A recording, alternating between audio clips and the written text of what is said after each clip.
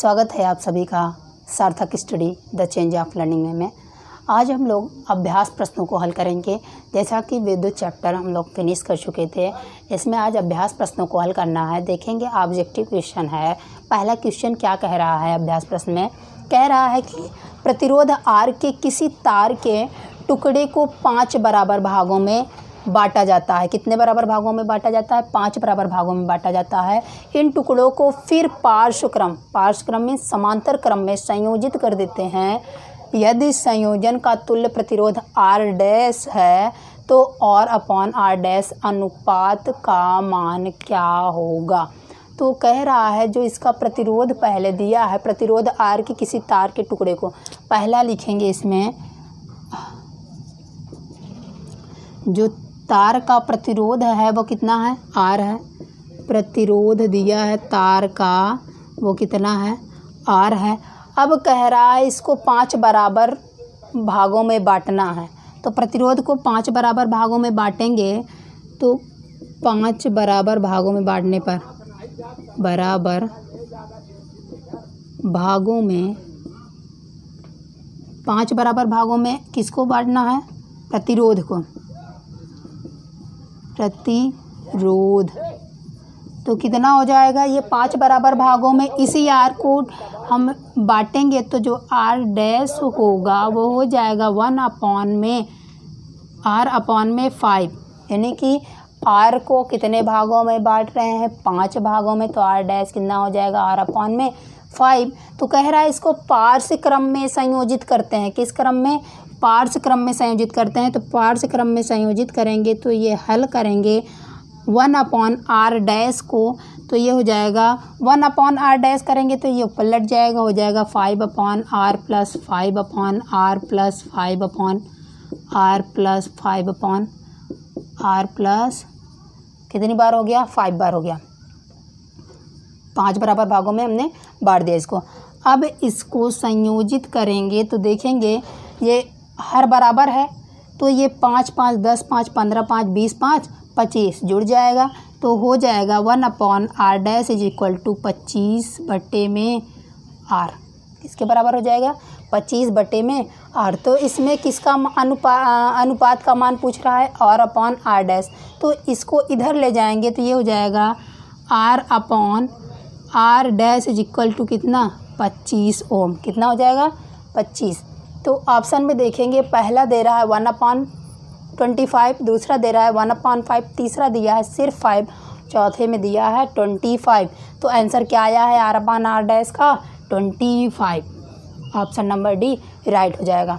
अब देखेंगे next question में कह रहा है निम्नलिखित में से कौन सा पद विद्युत परिपथ में विद्युत शक्ति को निरूपित नहीं करता है? तो विद्युत शक्ति P इज इक्वल टू हम देख चुके हैं। P इज इक्वल टू क्या होता है? I स्क्वायर R होता है, VI भी होता है, V स्क्वायर अपॉन R भी होता है, परंतु I R स्क्वायर नहीं होता। तो यही निरूपित नहीं करता, यानी जो गलत है वही इसमें सही हो जाएगा। ऑप्शन नंबर बी नहीं होता, नहीं निरूपित करता है। अब देखें क्वेश्चन नंबर 3 में क्या कह रहा है?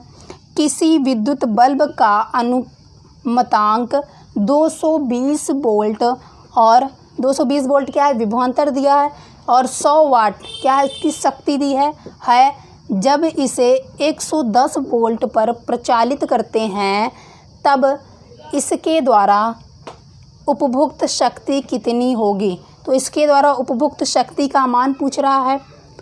तो उपभुक्त शक्ति यहाँ निकालेंगे तो देखिए P इज इक्वल टू क्या होता है? देखिए P इज इक्वल टू होता है V स्क्वायर अपॉन में R। तो V का जो मान दिया है ये विभवांतर दिया है और यह कितना दिया है? इसकी शक्ति दिया है। तो यहाँ से प्रतिरोध ज्ञात कर सकते हैं। तो R इज इक्वल टू क्या हो जाना है? V स्क्वायर अपॉन में P। अब इसको सॉल्व करेंगे तो R इज इक्वल टू हो जाएगा, V का मान कितना दिया है? 220 वोल्ट इंटू स्क्वायर है तो 2 बार लिखना पड़ेगा, 2 बार लिख लिए, अपॉन में अब P का मान कितना वाट दिया है? 100। तो यहाँ 100 रख देंगे तो 0 0 0 से 0 कैंसिल हो गया। 22 22 हमें कितना होता है? 484। कितना होता है? 484 ओम प्रतिरोध आ गया इसका।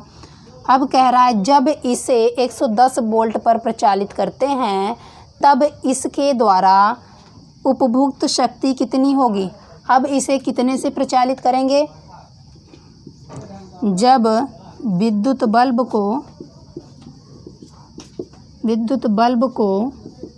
110 वोल्ट पर प्रचालित करते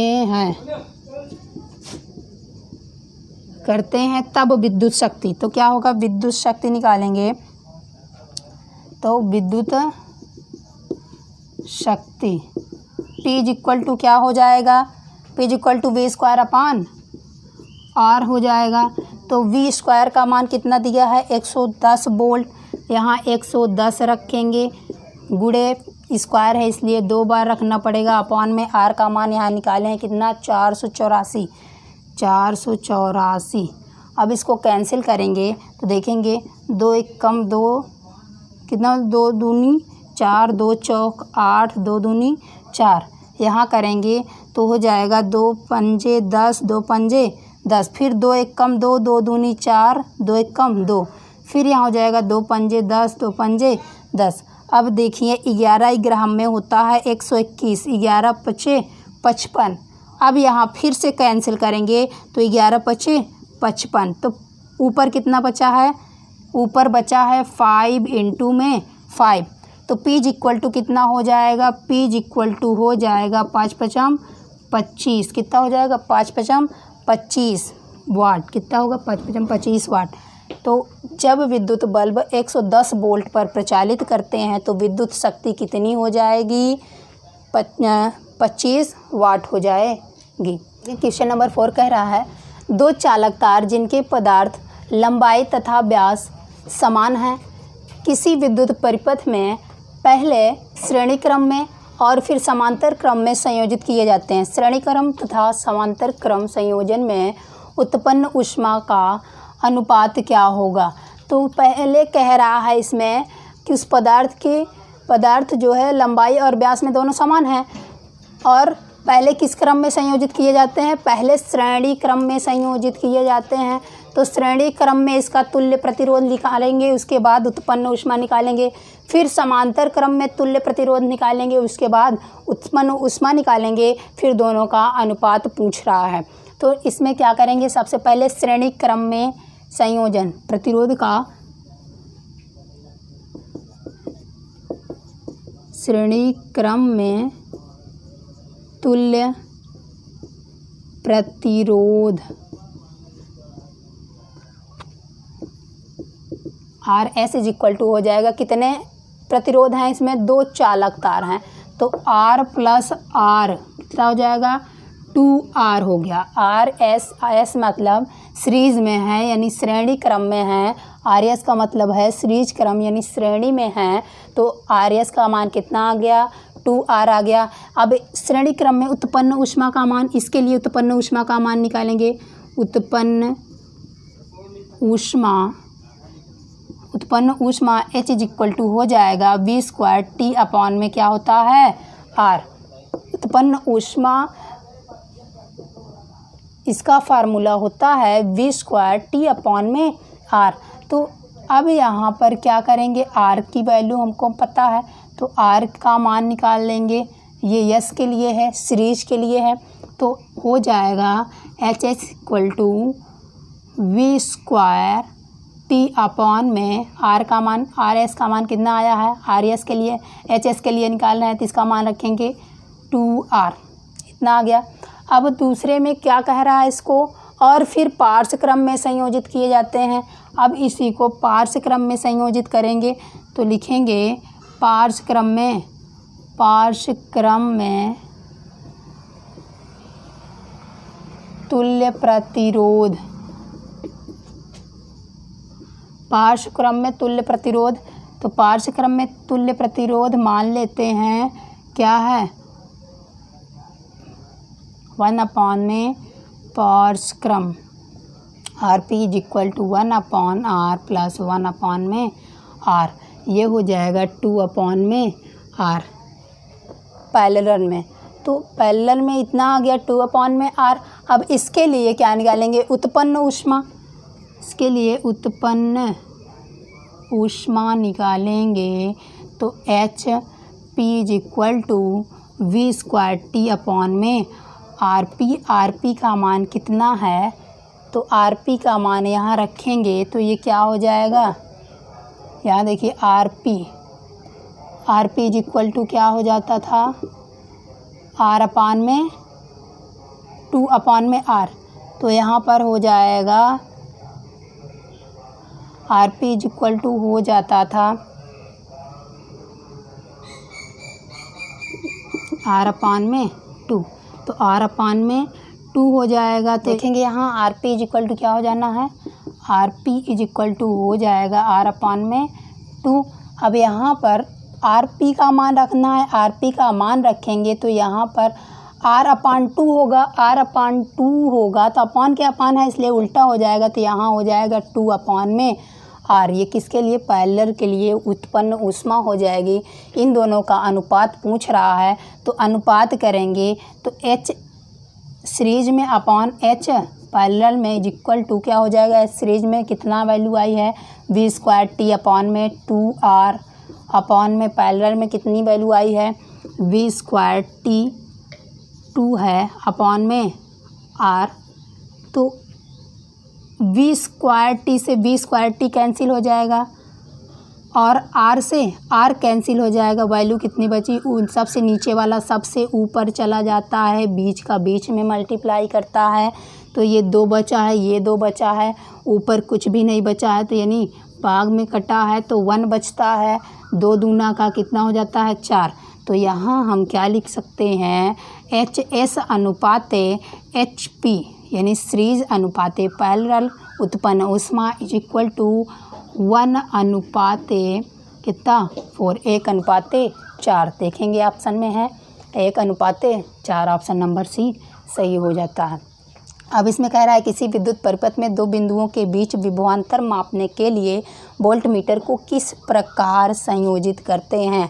तो विद्युत परिपथ में 2 बिंदुओं के बीच विभवांतर मापने के लिए श्रेणी क्रम में वोल्टमीटर को लगाया जाता है। किस क्रम में लगाया जाता है, दोनों बिंदुओं के विभवांतर को नापने के लिए वोल्टमीटर को श्रेणी क्रम में संयोजित किया जाता है। यही आंसर लिखेंगे। विद्युत परिपथ में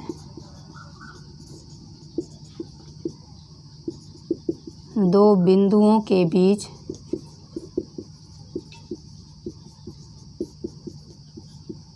विभवांतर मापने के लिए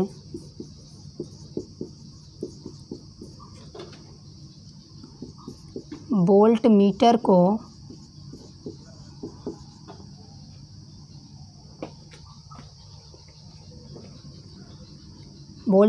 को समांतर क्रम में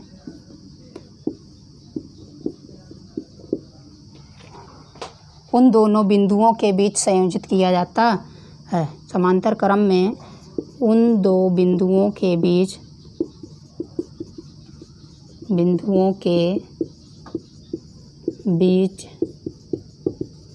संयोजित किया जाता है।